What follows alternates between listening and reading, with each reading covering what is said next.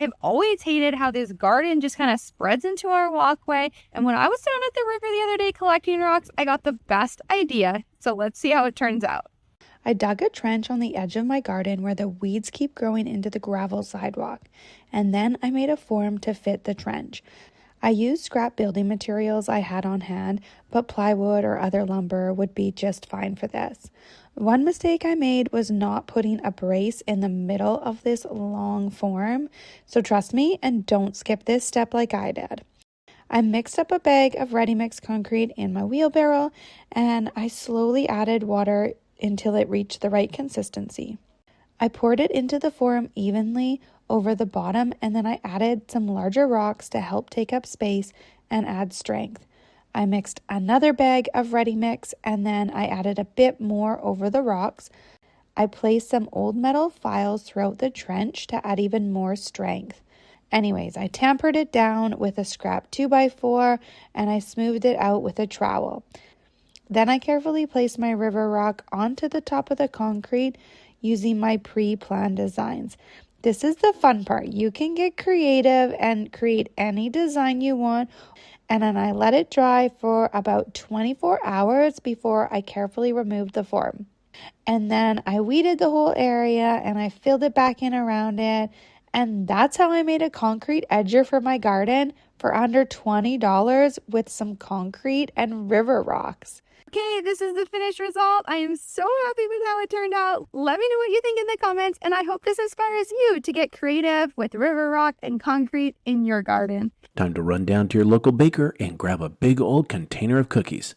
But even though those cookies are yummy, what we want is that decorative lid. It is perfect for this project. We're going to measure it straight across and get about 10 inches. Lay out some cardboard, and we're going to pick a bowl that's round for us to mark, and this one is the perfect size.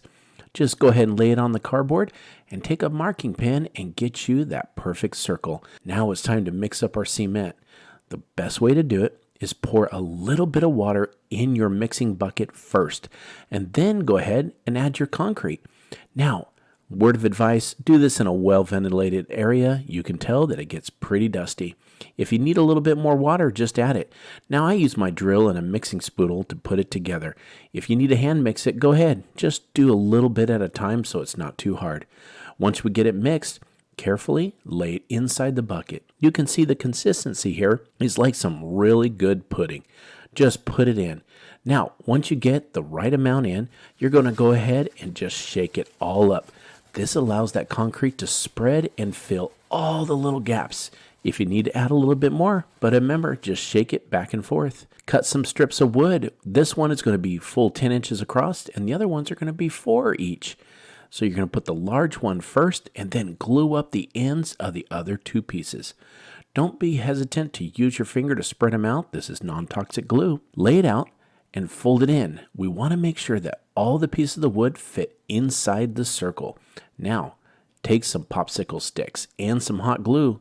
You're going to lay this across the top. This is going to be our clamp that is going to hold the pieces together while that wood glue dries. Once you get one side done, flip it over. We're going to do the other side also, exactly the same way as we did the first side. Once you get these pieces on, it's so strong you couldn't even pull them apart if you tried, and that's what we want. It's time to go ahead and drill them because we want to put these caster legs on there. One for each side of the boards. So take a drill that allows those caster wheels to go right inside and drill it all the way through. See that? It fits great. And all we need to do is take some hot glue, put it in, and all 4 wheels go right in there. Now it's time to take those wood and the wheels, and we're going to just shake it back and forth and let it sink right into the concrete. This is what's going to hold it together. Just keep shaking it, and once you get it in there, it's going to hold just great. Let it dry for about 24 hours.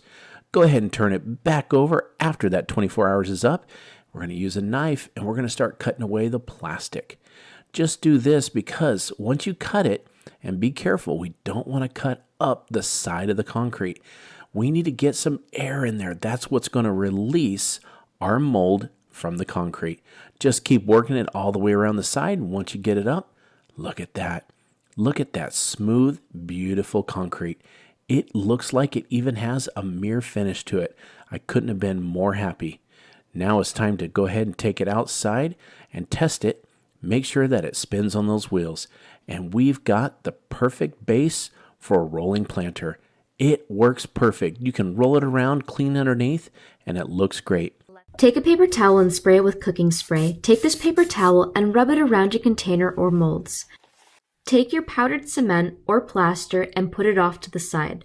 Take just about 2 to 3 cups of water, put it into your bowl before you go and add any sort of dye or pigment to this. You're going to want to make sure you have extra water that is dyed off to the side so you can mix it in just in case you need it. Powdered pigment is best to use since the color will be more vibrant, and as your stepping stone fully sets, the color will become brighter. Add pigment into your water and mix it. I added just about a tablespoon of pigment into my water since the powdered dye that I am using is very, very vibrant when it dries. Let the powder fully dissolve and fully mix it in. You also probably want to mix a couple extra cups of water, just have it off to the side or have extra water ready to roll just in case. Slowly add water into your powder mixture. Check the packaging for details on water ratio. Keep in mind Quikrete along with also concretes like that normally measure in actual weight in comparison to cups or any sort of measurement like that. It can be kind of hard to determine exactly how much water you should be adding, but the consistency for both plaster and also Quikrete or concrete would be very similar. Make sure to wear gloves when you're doing this and also be in a very well ventilated area. You want the consistency to be pancake batter-like. So not very liquidy, but it should also still have some texture to it, but not be really, really solid or have large clumps. As you can see in this video, this is the consistency of what it should look like for both plaster along with also Quikrete. Once your Quikrete or plaster is fully mixed, scoop some into your mold and spread it around with your hand. Of course, do this with a gloved hand.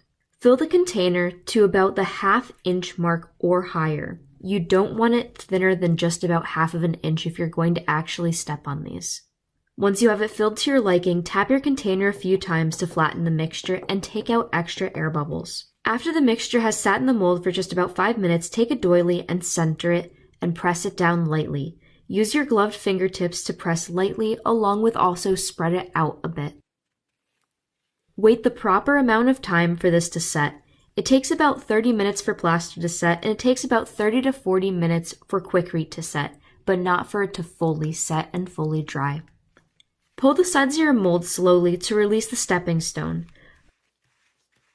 Flip the container upside down and hold the stepping stone in place. It will slowly release. To remove the doily, pull up on one end and slowly start peeling it up. Definitely go slow so you don't break anything or you don't rip the doily. You can take the doily and clean it and actually use it as a coaster as long as you used a dye that was fabric safe. After your stepping stone is fully dry, which can take up to 48 hours, bring it outside and line them up. You may notice that the color has brightened up. Please note Portland cement can support a lot more weight than plaster can. If you are making plaster stepping stones, you're going to want to make sure that you seal them and also use them more so for decoration in comparison to going and stepping on them.